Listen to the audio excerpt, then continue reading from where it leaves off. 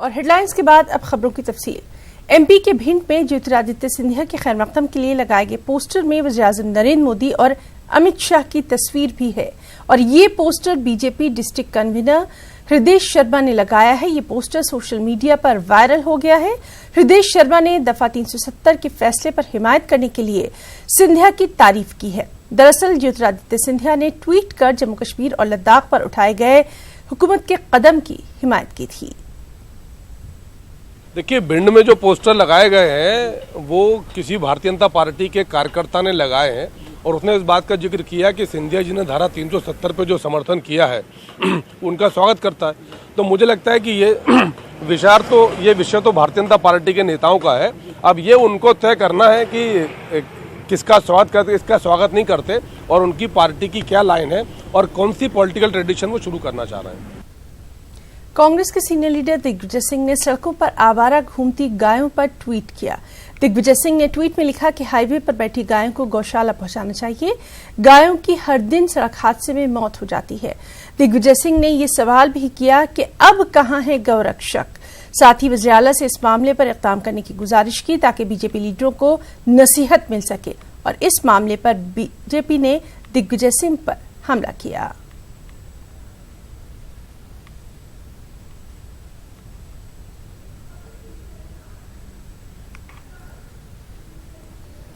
चित्रकूट के लिए रवाना होने से पहले वज़ीर आला भूपेश बघेल ने कहा कि चित्रकूट का चुनाव हमारे लिए दंतेवाड़ा की तरह ही अहमियत का हामिल है। हमारे तमाम लीडर चुनावी तशहीर में जुटे हुए हैं। इसके अलावा उन्होंने बीजेपी पर तंज करते हुए कहा कि बीजेपी रमन सरकार के 15 बरसों का जवाब नहीं दे पा रही।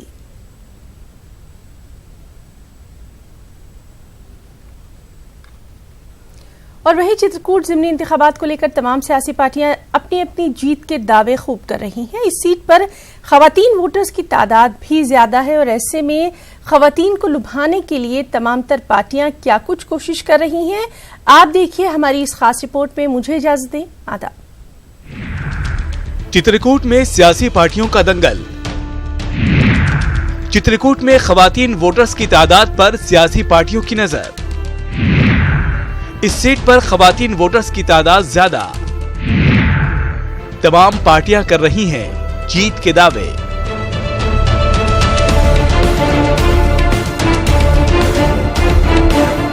चित्रकूट असेंबली के ज़िमनी इंतखाबात को लेकर सियासी पार्टियों में जोर आजमाइश तेज हो गई है। यहां जीत की कुंजी खवातीन के हाथ में है। चित्रकूट असेंबली सीट पर खातून वोटर्स की तादाद ज्यादा होने से सियासी जमातें खवातीन को लुभाने की कोशिश कर रही हैं। बीजेपी जहां एक तरफ मरकजी सरकार के मंसूबे के सहारे जीत दर्ज करने की उम्मीद में है, वहीं कांग्रेस पार्टी अपने काम के बलबूते पर जीत का दम भर रही है।